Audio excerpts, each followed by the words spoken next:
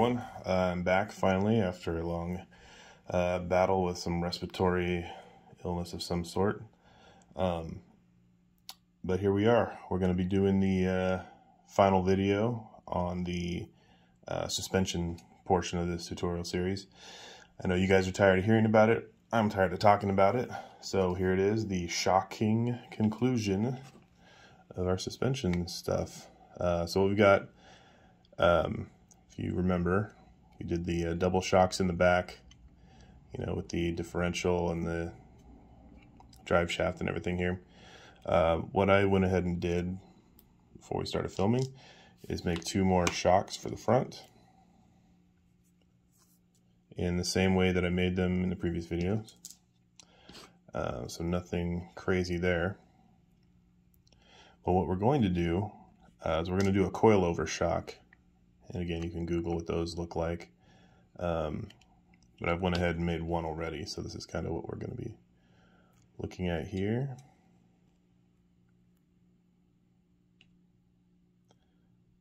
All right, makes sense. And then we're going to do 2 of those. They're going to go on the front. So what we need for this, what we're going to be using for this rather, is this sort of jewelry wrapping wire for making wire wrap jewelry. This is copper wire. I don't know if you can see inside it. Yeah, copper wire, but it's got this black sort of plastic coating on it, which is great for what we're going to be doing. Because most of these in real life are generally, you know, some sort of springy metal, usually steel, but they're covered in a thick kind of paint to help with the corrosion and whatnot. So this is kind of a good analog for that. So what we're going to do, we're going to take our pipe, or aluminum tube that we used for the top portion. This is the same one there. And we're just going to take our wire and we're going to start wrapping it around here. So what I like to do is we're going to work on the end here. Give yourself a little bit of a kind of a handle. So you're going to wrap a little bit over there.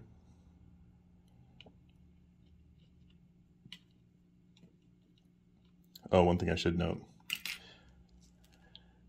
is the direction that I wrapped it. You can see this is kind of coiling in a clockwise way.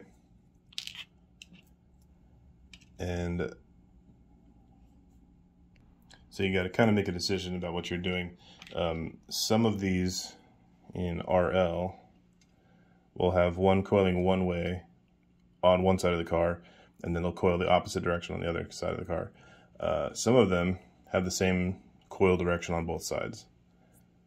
So I don't think it matters a whole lot about what you're doing, but you know, if you have some sort of you know, OCD about symmetry, you may want to remember which way you coiled it and coil it the same way. In this case, I'm going to do them the opposite, so they have like a, you know, kind of a book match to them. But nobody's going to care. So we're going to wrap these this way.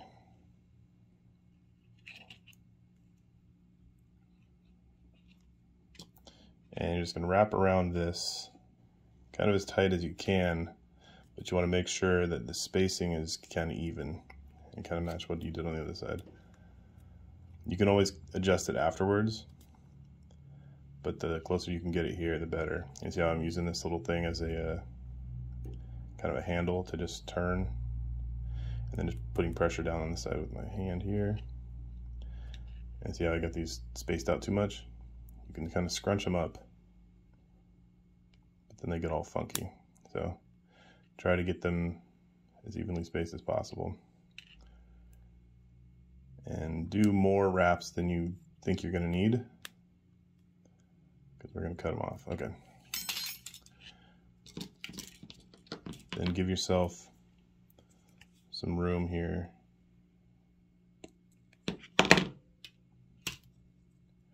to play with, so you can adjust. You get some funkiness going on here, but that's all right. that's what we got. So let's put it on our shock. And so what we want in the end, whoops, let's do it the other way. What you want is one side to be flat, and that's going to be this side because it's the flattest. And that's going to be the top of your coil. So we're going to push this guy down. And if you can't get it through there, you can always use the other smaller tube that you have. See, this is getting stuck at that funky part. See if you can adjust it to get it in there.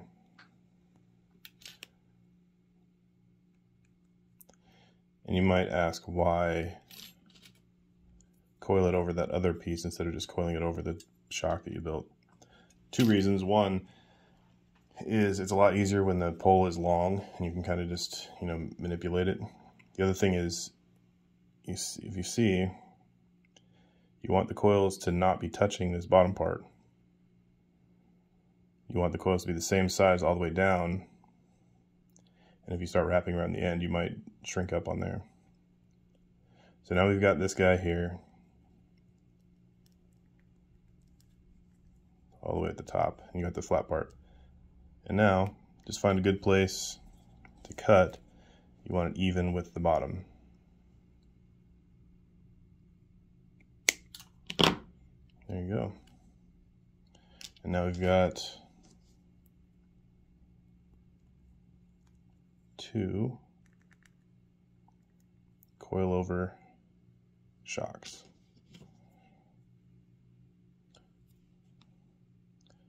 And you know what? These are wrapped in the same direction. I knew that was going to happen as soon as I said it. So either way, so I guess I'm going to be symmetrical, or asymmetrical, I should say. That's what I get for doing those at 2 different times. Anyway, that's what we're looking at right there. So you could, if I was doing this not as part of a tutorial series, but you know, as a regular build that didn't have to have like structured sections, I would take these apart and I would paint the top part of the shock,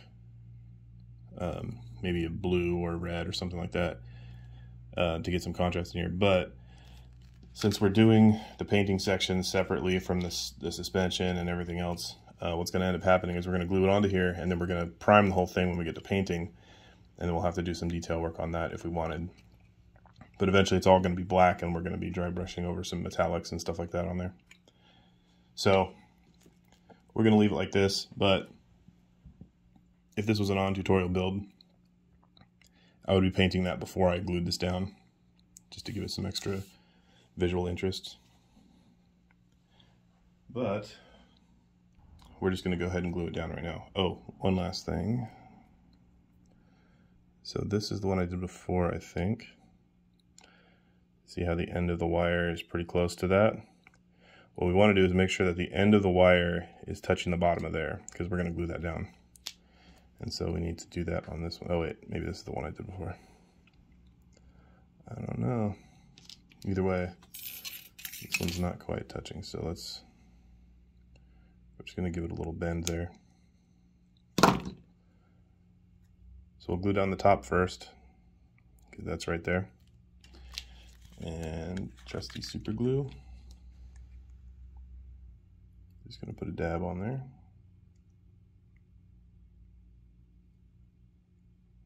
Spread it around a little bit. Don't use your finger like I was about to do just now. That could be a little flatter actually. There we go. Focus. Okay. And we'll spread that around. Okay. We're gonna let that chill for a sec, and then we'll be back when it dries. All right, that part should be dry by now. And then we're just gonna do kind of the same thing on the other side.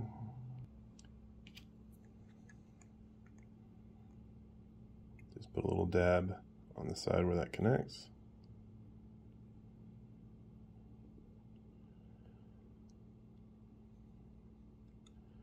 I'm going to spread that around a little bit.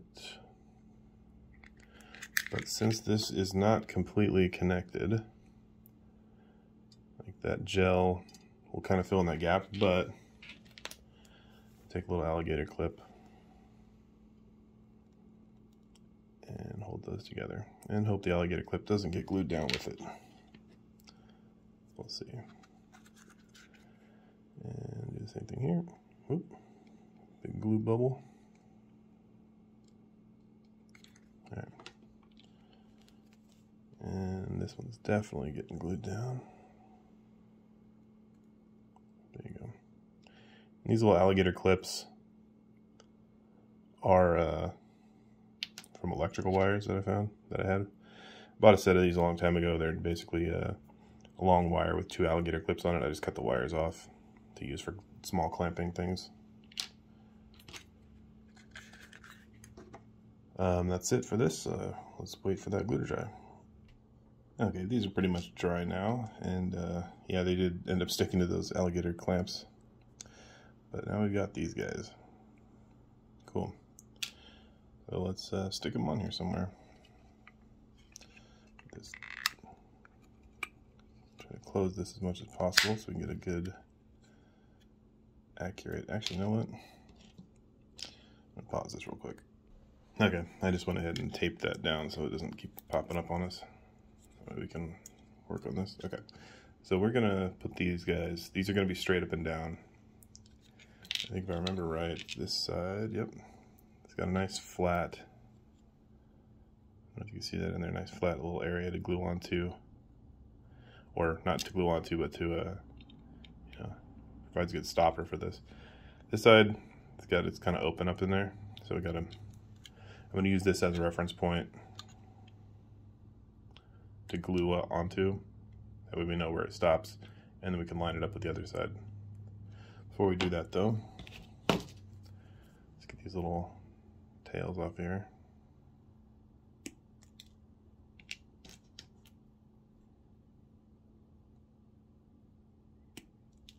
Okay. So this stops right there. You can kind of just let it hang out there so we can get a good idea of the height that we're going to go for. As long as we could hold on to it for 2 seconds.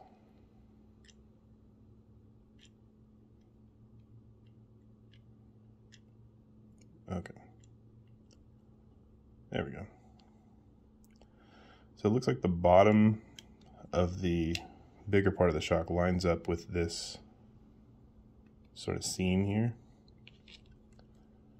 So we can use that as a guide. See that? We can use that as a guide on the other side because this it can go up. So it goes in that cavity, it can go up pretty far. But you know what? Actually, we got that little, I don't know if you can see it, but that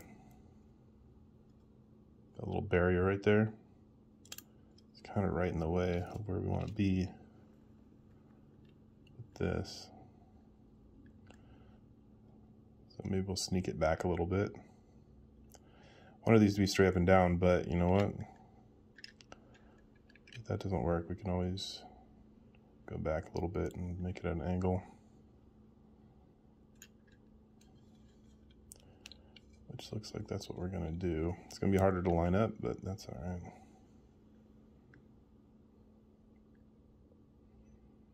Actually, that's pretty good right there. So let's just stick with the original plan. There's not a lot of gluing surface here, but you know what? I don't think we're going to get inside here. It might be safe just to glue this together. I guess we can commit right now to not getting inside there again. That way we can just glue right to the body. Because it looks like if we line up the shocks, we're really only going to have this tiny little bit to glue to. Where's the focus? This tiny little bit to glue to. And we really need at least 2 points. So we're going to glue here and there. And on this side here and against that. So let's do that. Let's get this tape off here. Even though I just put it on.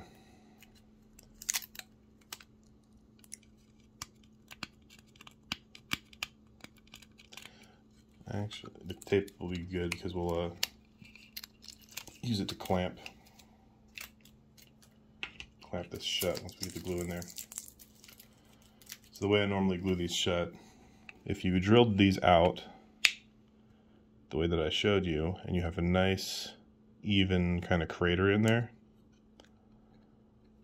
and everything is tight as you want it, the only thing you need to do is drip some glue inside that crater.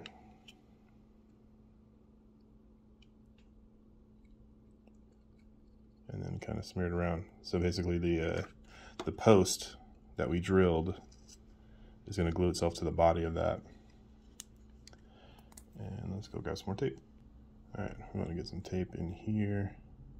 Well, we don't really want to cover up the hole. We need the fumes to evaporate, so let's cover this part. And we'll, as the thing about super glue, if it's airtight, it's never gonna cure. So we'll get some tape on the sides here.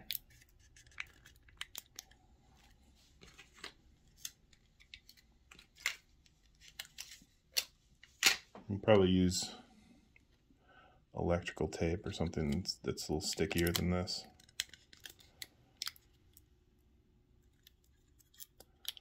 Okay. Hopefully that stays shut on there. We do need to let that dry before we glue on this, because if this springs off while we're gluing here, it's just gonna ruin it. Hopefully this stays. So yeah, let's go. Let's let this dry. Okay, that's basically dry-ish. But it seems like it's not coming apart. So anyway, that's what you end up with. Basically just that filled in rivet hole. The gel glue that I used takes forever to dry, relatively, I guess, for super glue, but that works. Okay, so now we're going to try to place these guys in here. We're going to try to figure out what side of the shock we want visible. So probably not that side, right? I'm going to turn it to where the coils end on the inside. And that may not be how it always is in real life. And probably isn't. But we don't want that side visible because it's got the glue and everything on it. We're going to try to figure out exactly where we want this.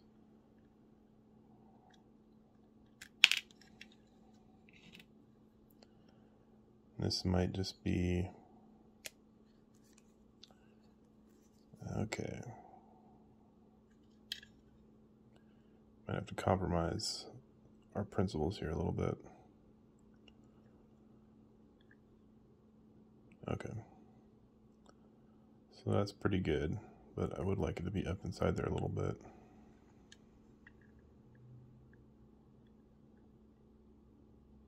Okay, there we go.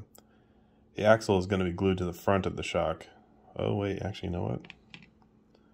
That's a good consideration we should make. Because when the axle comes through here, do we want it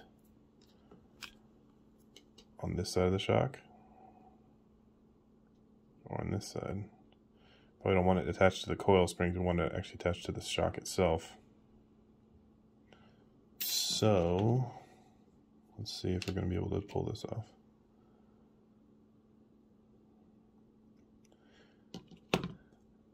since we did these the same on both sides, we're going to have a situation where the shock is going to have to be on the front of one side of the axle and on the back of the other side. And if that doesn't make sense to you, it will when we get this glued in. So since we want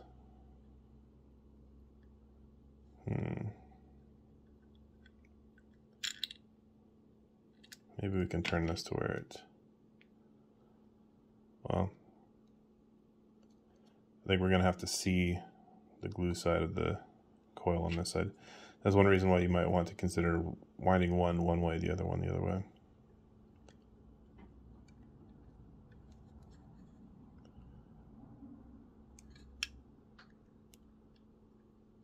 Okay.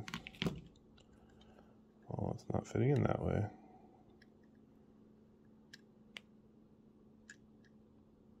Okay, there we go. I know you probably couldn't see what I was checking there.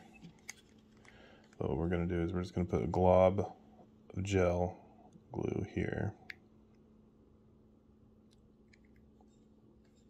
And a glob of gel glue. See if I can get some light in there. Basically on that thing there. Like I said, we don't have a lot of space, a lot of gluing surface, which is going to make this a fairly weak joint. But we will reinforce it later.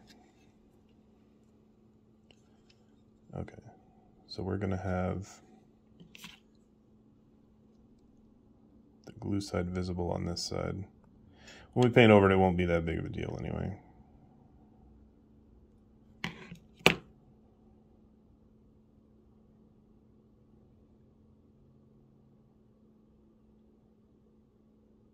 Okay. Try to make this look straight up and down.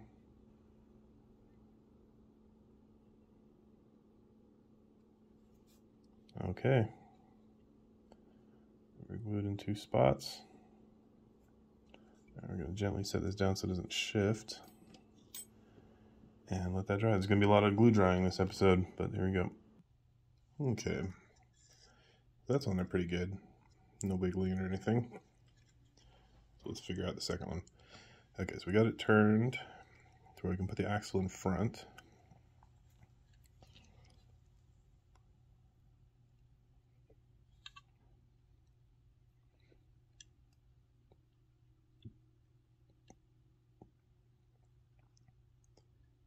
So something like that. Okay. So let's just put some glue down. I'm going to put a glob here. Focus, focus, focus.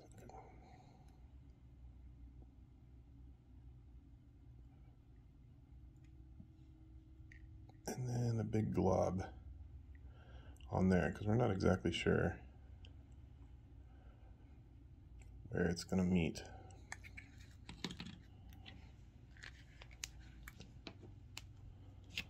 Let's get this guy.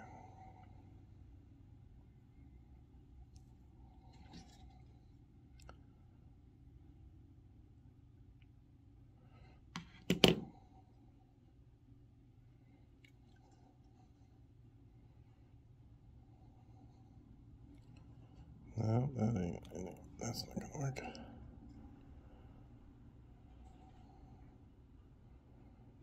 Okay.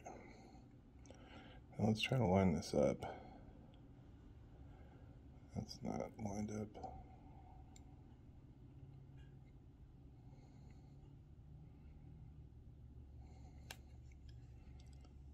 That look even remotely straighten up.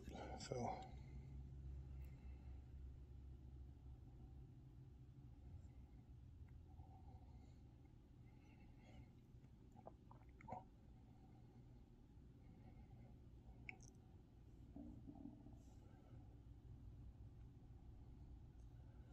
Kind of. Let's be a little forward.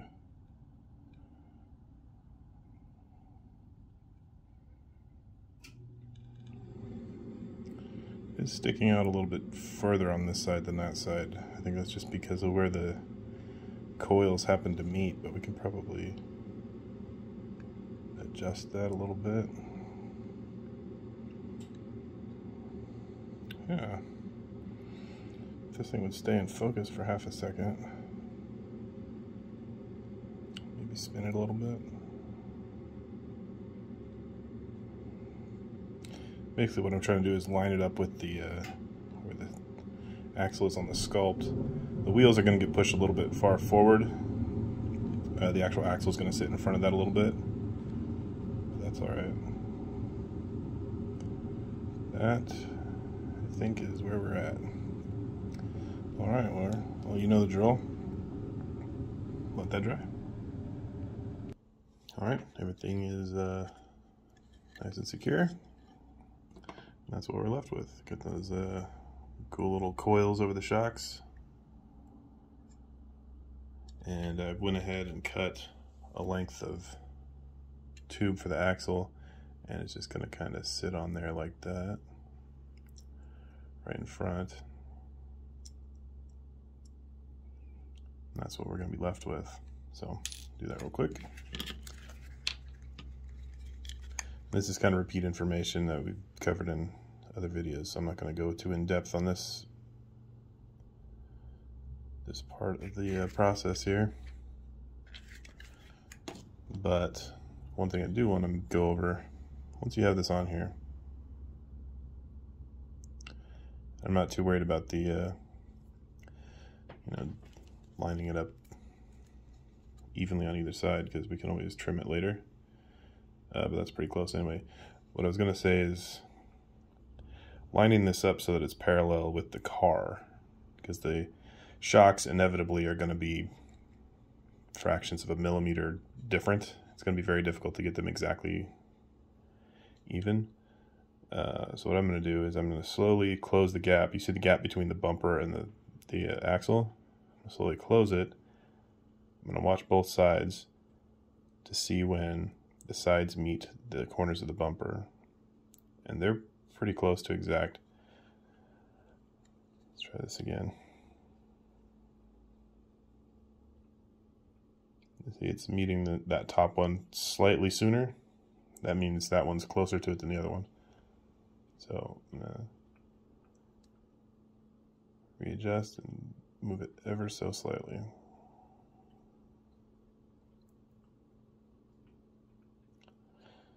And then that's pretty close. That's close enough. And then you can see the back ones are a little out of alignment. That's all right. So guess what? We're gonna let that dry. I'm gonna let it sit that way. That way gravity's kind of holding it in place. And we'll be right back. All right, everything's dried up. I went ahead and put some wheels on there so we can see what it looked like.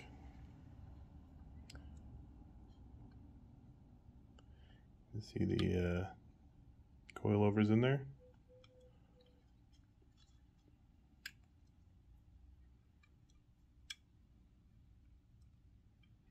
And there we go. All jacked up. I might at some point put a skid plate on the front, just because that's not really what a front axle looks like for the most part. But there it is. We're gonna go ahead and end the video here. The next time we meet, we will be talking about exhaust. We're going to go over making custom tailpipes and maybe some headers, risers, you know, whatever pops up. We'll, oh, lost the wheel. That's good. Now we can get a closer look at this guy anyway. There you go. All right, see you next time.